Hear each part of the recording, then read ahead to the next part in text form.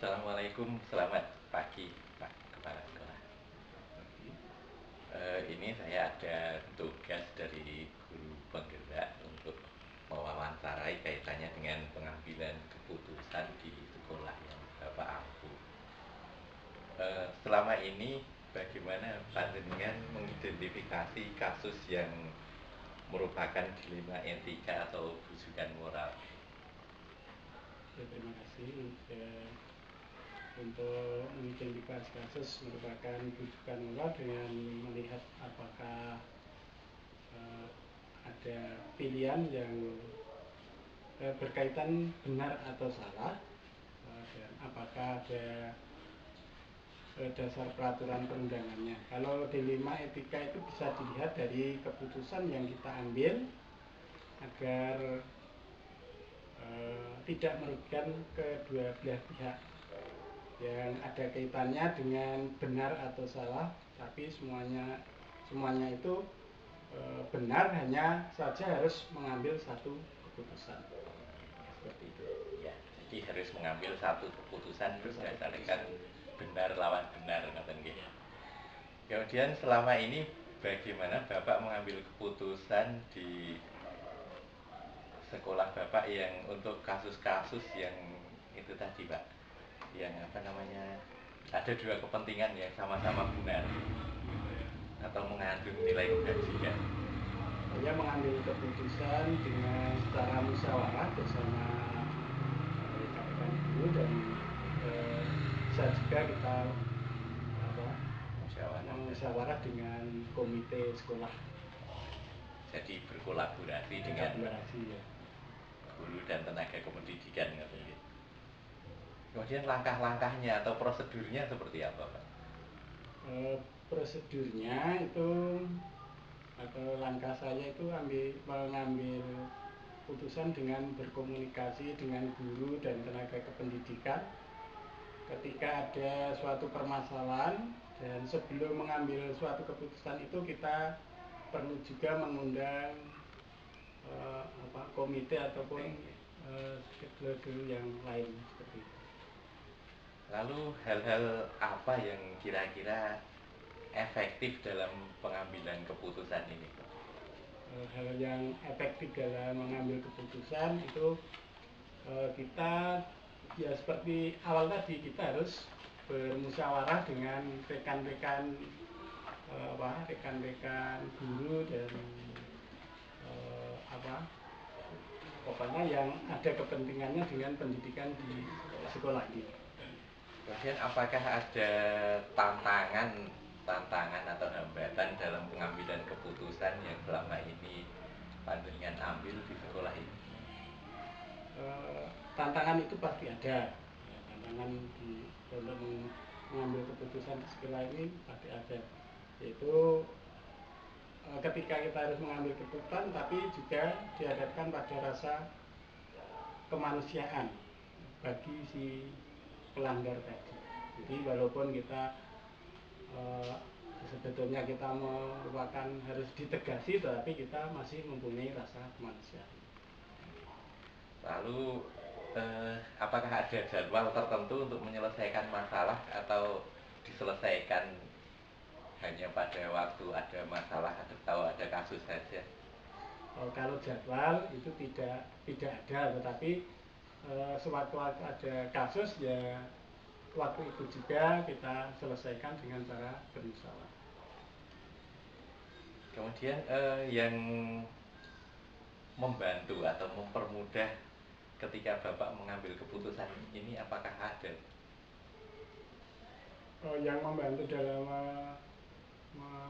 menyelesaikan masalah ini ya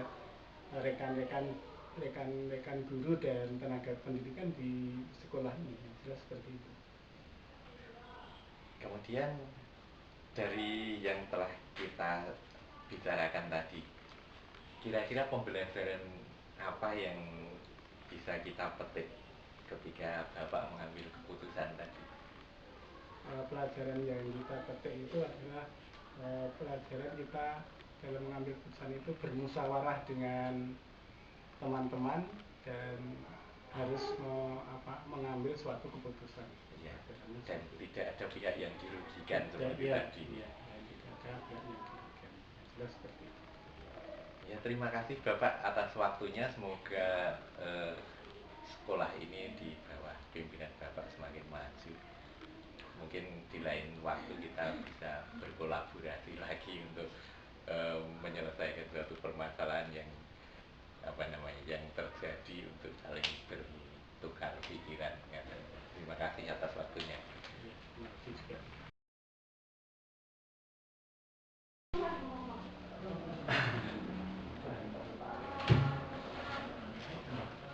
Selamat pagi Pak Tommy. Bapak, Assalamualaikum. Waalaikumsalam. Ini begini Bapak, kedatangan saya kemari pertama-tama ya untuk silaturahmi. Ya. Kemudian yang kedua ada beberapa hal yang akan saya tanyakan yang kaitannya dengan, mohon maaf ini ya, kepemimpinan Bapak di sekolahan ini ya. Ini ada beberapa hal yang memang perlu kita bahas bersama. Ya. Sebagai kaitannya, sebagai tugas saya sebagai calon guru penggerak angkatan 7 ini. Untuk yang pertama Pak, selama ini di sekolah Bapak, bagaimana Bapak mengidentifikasi kasus-kasus yang merupakan dilema etika atau rujukan moral? Oke. Terima kasih atas kedatangan Pak Irfan, dan kami akan mencoba untuk melakukan hal yang terbaik sebagai tugas panjenengan ya Bapak. Ya. Hal yang berkaitan dengan moral dan etika itu insya Allah sampai sekarang belum ada. Karena apa? Kami selaku Dewan Kependidikan termasuk juga guru, kita langsung sengkuyung bareng-bareng bersama dengan anak dan guru untuk menindaklanjuti bagaimana perilaku anak yang ada di lingkungan sekolah itu selalu untuk kita jaga biar tidak mengarah pada hal yang negatif seperti itu.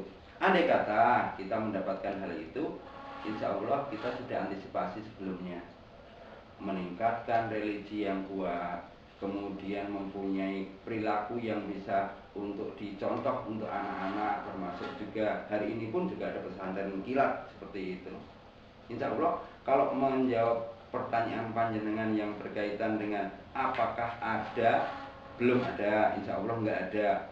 Kalau seandainya ada, nanti kita cari prioritas, ada kriteria untuk penyampaian yang akan kita sampaikan. Yang pertama, masalah moral urgen enggak? Yang pertama itu.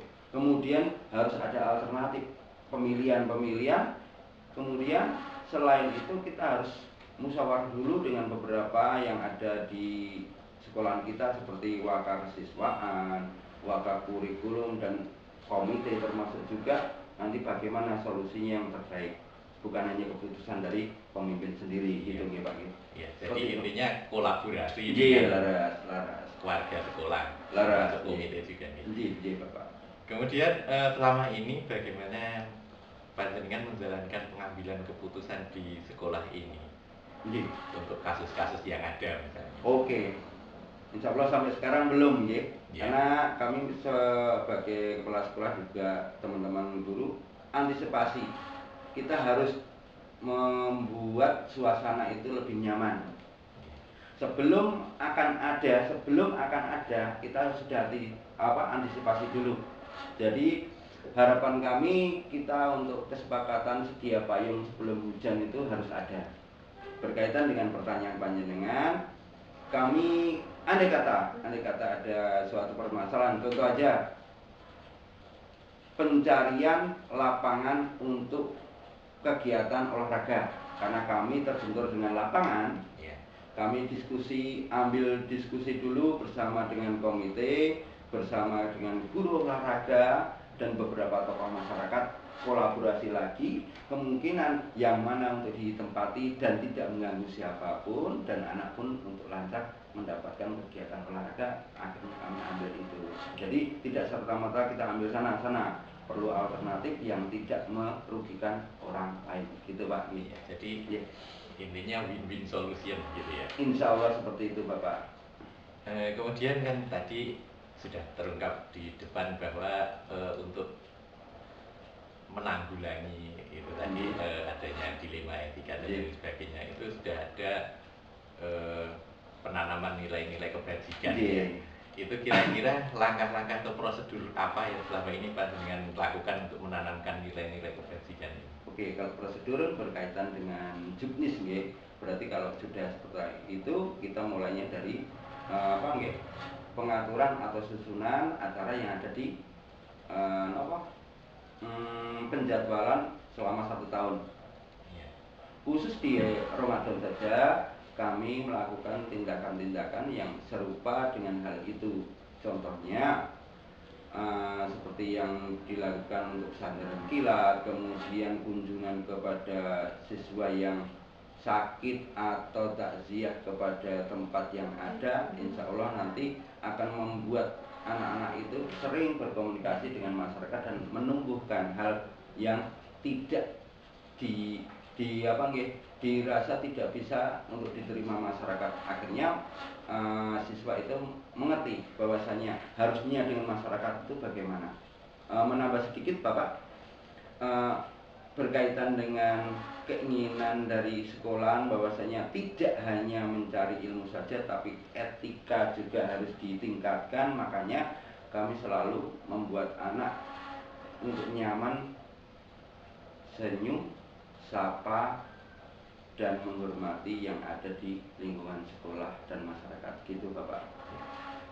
Lalu apakah selama ini ada tantangan atau hambatan untuk mewujudkan itu semua? Banyak sekali hambatannya Bapak, tantangannya banyak sekali karena hanya berapa jam yang ada di sekolah ketika anak belajar bersama, tapi lebih banyak ada di masyarakat. Padahal di masyarakat itu tingkat pendidikan, kenakalan, dan hal-hal yang termasuk negatif banyak sekali. Penangkalan kami adalah memberikan statement, kemudian memberikan taktik yang jitu bahwasanya di sekolah itu tidak hanya untuk mencari ilmu tapi mencari pahala atau beribadah.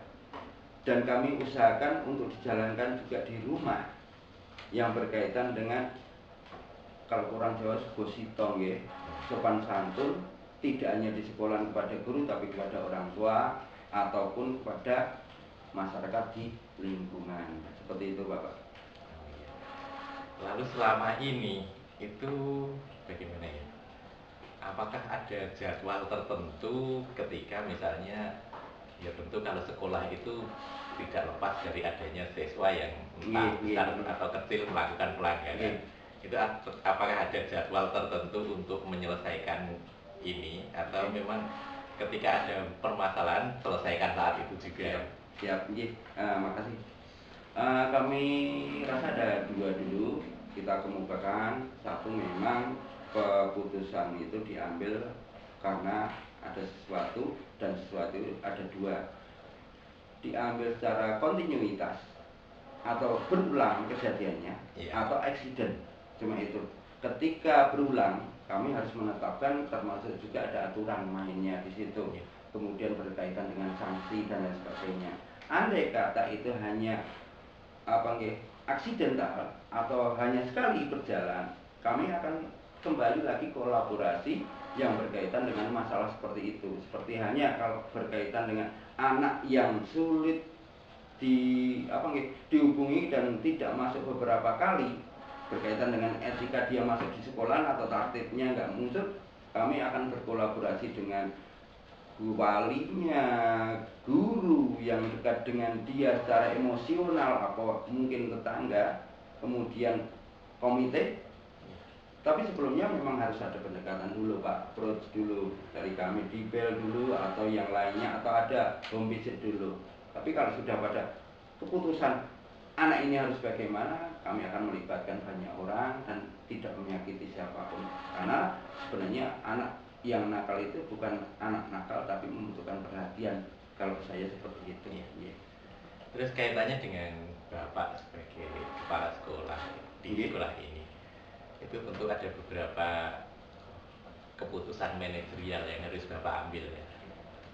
Itu apakah ada di sekolah ini atau mungkin sebagai atasan langsung langsung yang membantu Bapak dalam pengambilan keputusan dalam masalah-masalah tertentu. Oke, ya, makasih Pak. Kembali kita pada teorinya, bahwasanya setiap pengambilan keputusan itu adalah rangkaian proses nih Bapak. Pemilihan yang bisa jadikan alternatif yang terbaik berkaitan dengan atasan untuk mengikuti mendapatkan power untuk mendapatkan keputusan tersebut. Kembali lagi kami tidak bisa memutuskan hanya sepihak dari kepala sekolah, tapi kami harus kolaborasi karena dalam metode yang sekarang banyak sekali yang harus kita adakan perubahan. Tidak seperti halnya dulu kalau kepala sekolah harus memutuskan sendiri. Enggak boleh. Kita harus ada banyak komponen yang ada di situ. Tujuannya pemilihan keputusan pun juga harus ditetapkan dulu. Setelah tujuan sudah, untuk apa dan solusi yang terbaik itu yang mana, kan itu harus ada seperti itu Pak. Jadi kalau kami memutuskan langsung dan ada tingkatan yang lebih atas dari kami, andai kata kami sudah bisa memutuskan dengan kolaborasi teman-teman termasuk komite, cukup. Tapi kalau memang dibutuhkan dengan yayasan dari kami, kemungkinan kami juga kolaborasi dengan yayasan. Hanya seberapa tingkatan kesulitan yang kami ambil ketika memutuskan hal tersebut. Ngaten Bapak nih. Iya, terima kasih. Ini yang terakhir Bapak. Selama Bapak menjabat sebagai kepala sekolah di sini, itu apa yang bisa dijadikan pembelajaran atau apa yang bisa kita petik dari pengalaman panjenengan dalam pengambilan keputusan yang mungkin paling sulit yang pernah Anda alami, pernah panjenengan alami di sekolah ini? Banyak. Real gini real. Pengalaman dari kami karena kami berasal dari sesama teman seperjuangan dulu, kemudian alhamdulillah kami mendapatkan amanah untuk jadi kepala sekolah.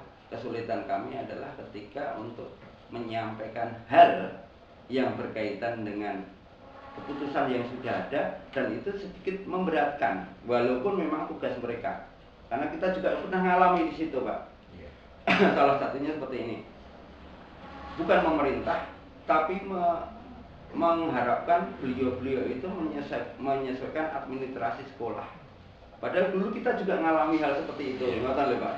Jadi yang paling sulit dari kami adalah perbedaan yang sekarang, posisi yang ini membuat kalau beda dengan daerah lain ke daerah lain benar banget nggak seperti itu. Tapi kalau seperti ini, ya kemungkinan juga panjenengan nanti atau sudah merasakan beda sekolah dengan sekolah yang sama dengan posisi yang berbeda itu akan sangat berbeda. Jadi untuk selama ini yang membuat saya mengalami sangat kesulitan itu belum ada, karena kembali lagi we are team. Kemudian yang terakhir, adakah pembelajaran atau pengalaman yang bisa panjenengan share atau panjenengan bagikan tentang pengalaman panjenengan dalam pengambilan keputusan yang selama ini mungkin dianggap sulit di sekolah ini? Oke. Banyak yang perlu dipelajari dari setiap kepala sekolah sesuai dengan permasalahan yang timbul di suatu sekolah masing-masing. Karena setiap sekolahan itu mempunyai persoalan yang identik atau khusus di tempat itu. Khusus dari pertanyaan panjenengan tadi, mohon maaf, belum pernah ada sesuatu yang sangat pelik yang kami rasakan. Kami mesti mendapatkan pilihan keputusan berasal dari diskusi kolaborasi yang kami miliki. Setiap pemikiran orang akan dimasukkan jadi satu, pilihan yang paling tepat akan kita jadikan keputusan. Walaupun nanti yang memutuskan untuk pelaksanaan yang paling utama adalah kepala sekolah sebagai manajerialnya gitu Bapak. Untuk sementara belum ada dan insya Allah nggak ada Bapak. Ya, terima kasih Bapak atas waktunya. Hanya begitu saja dari pertanyaan-pertanyaan yang saya sampaikan. Nggih. Semoga dengan kepemimpinan Bapak sekolah ini untuk kedepannya semakin Amin. berkembang, Amin, semakin amin. maju. Nggih, amin. Terima Bapak. kasih. Nggih, Saya Bapak. mohon pamit. Nggih, atas semangat.